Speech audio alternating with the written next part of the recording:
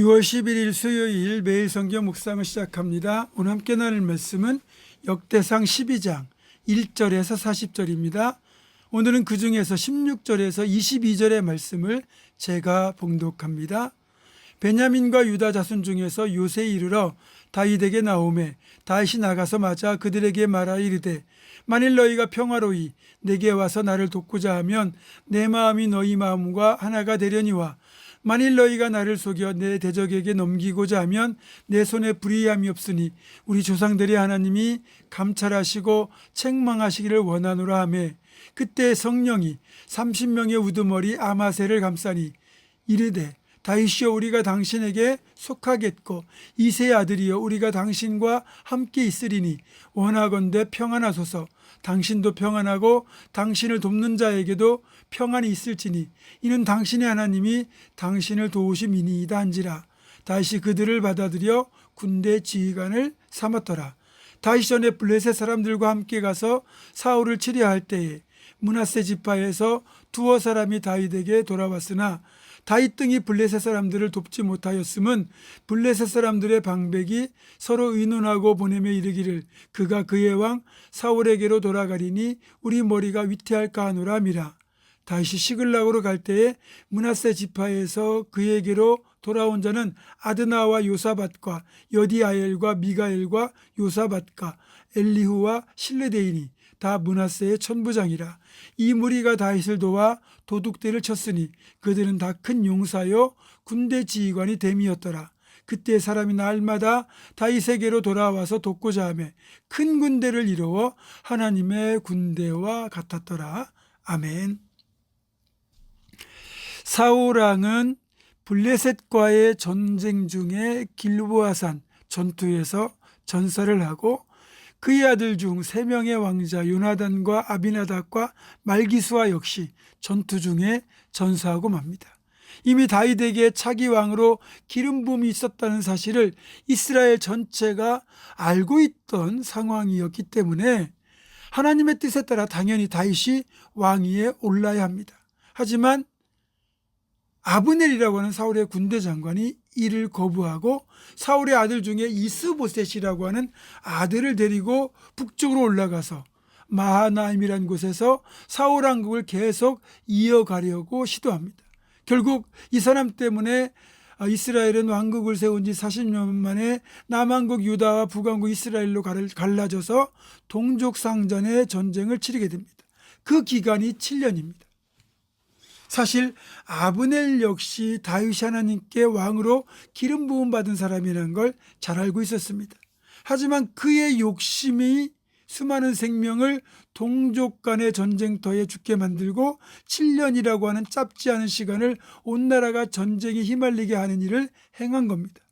오늘날 교회 내부의 갈등이 극에 달해서 원로 목사와 신임 목사파 또는 목사와 반대파 또 이해관계에 따른 갈등으로 교회 안에서 말로 표현하기 힘든 욕설과 삿대질, 고함과 폭력이 난무하고 심지어는 예배를 방해하고 물리력 행사하는 일이 가끔 일어나는 걸 우리는 보도로 접하고 있습니다. 표면적으로는 다 그럴듯한 이유와 명분이 있고 자기들 나름대로는 하나님의 교회를 지켜야 한다고 주장하지만 그 일면에는 인간의 추악한 욕심이 자리 잡고 있는 것도 사실입니다. 그 과정에서 여린 성도들이 상처받고 실족하고 교회를 떠나거나 신앙을 잃어버리는 일도 적지 않게 발생합니다. 그럴 때 그 책임은 누가 져야 됩니까? 오늘 본문에서도 이 아브넬의 입장에서는 사울의 왕가를 지켜야 한다는 대의 명분이 있었겠지만 사람의 대의 명분은 하나님의 뜻을 넘어서지 못합니다. 성경에서도 바울사도를 통해서 세상을 판단해야 될 교회와 성도들이 왜 세상 법정으로 가느냐고 그렇게 책망을 받았는데 오늘날 교회의 모든 분쟁은 이해 없이 교회 자체적으로 해결하지 못하고 세상 법정의 판단을 기다릴 때가 많다는 겁니다. 안타까운 일이죠. 그리고 여러분, 사람이 아무리 하나님의 뜻을 거슬러 사람의 생각으로 일을 추진하더라도 결국은 하나님의 뜻이 이기게 되어 있습니다. 그렇게 아브넬이 이스보셋을 왕으로 세우고 무려 10지파를 끌어안고 북왕국을 세웠지만 시간이 지나면 지날수록 다윗 왕국은 더욱더 강성해지고 북왕국의 세력은 약해졌습니다. 결국 이 이후를 보면 북왕국의 아브넬이 다윗을 찾아와 항복을 하죠. 그래서 처음부터 하나님의 계획과 뜻에 나를 맞추는 것이 최고로 좋은 선택입니다. 이것저것 다 해보고 그 다음에 내가 생각한 대로 안 될 때 하나님의 뜻을 찾아보겠다고 하는 건 결국 시행착오만 겪을 뿐이고 후회와 아쉬움만 남습니다. 처음부터 기도 가운데 하나님의 뜻을 구하고 그 뜻을 발견하고 순종하는 것이 가장 현명하고 지혜로운 선택의 길입니다. 그리고 오늘 본문에 보면 22절에도 사람이 날마다 다윗에게로 돌아와서 돕고자 하며 큰 군대를 이루어 하나님의 군대와 같았더라 이렇게 말합니다. 또 38절을 보면 이 모든 군사가 전열을 갖추고 다 성심으로 헤브론에 이르러 다윗을 온 이스라엘의 왕으로 삼고자 하고 또 이스라엘의 남은 자도 한 마음으로 다윗을 왕으로 삼고자 하여 무리가 거기서 다윗과 함께 사흘을 지내며 먹고 마셨으니 이렇게 되어 있잖아요. 전열을 갖췄다는 것, 이건 조직과 질서와 명령체계가 잘 갖춰 있다는 의미예요. 그래서 다윗 왕국이 부흥할 수밖에 없었던 겁니다.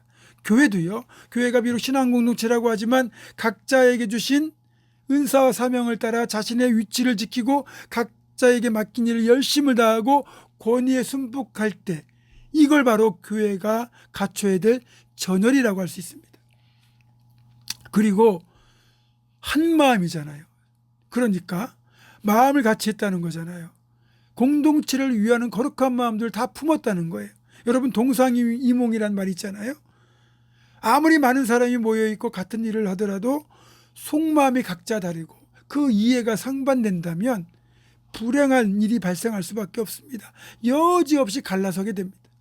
따라서 교회도 강한 교회가 되려면 거룩한 목표를 향하여 한 마음을 품는 것이 중요합니다.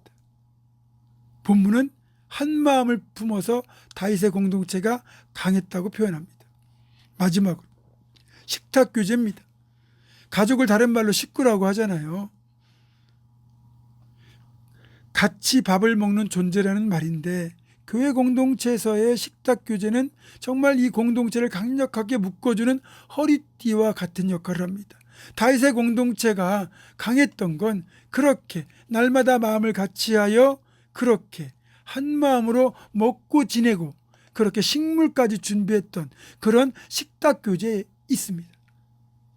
여러분 진짜 가까워지려면 상대방과 함께 자주 먹어야 됩니다.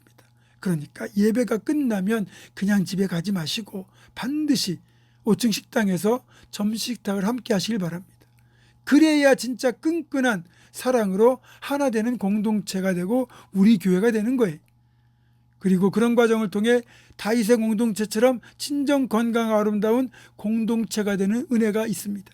사랑하는 성도 여러분, 그렇게 각자의 자리에서 역할을 잘 감당하고 한 마음을 품고 교제하여 건강한 부흥을 일으키는 주역들이 다 되어주시기를 주님의 이름으로 축원합니다.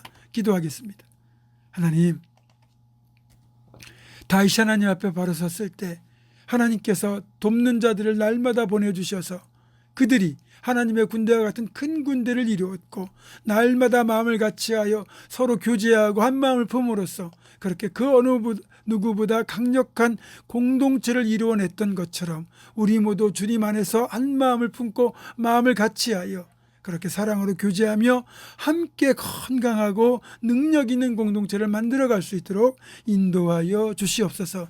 그런 우리가 되기를 간절히 원하오며 예수님의 이름으로 기도하옵고 이제는 우리 주 예수 그리스도의 은혜와 하나님의 사랑과 성령의 교통하심이 다윗의 공동체처럼 한 마음 품고 또 사랑의 교제를 통하여 강력한 공동체를 세워갈 것을 굳게 결단하는 사랑 모든 성도들 이들의 삶과 가정과 생업과 앞날과 우리 교회 위에 지금부터 영원토록 함께 하시옵기를 간절히 축원하옵나이다.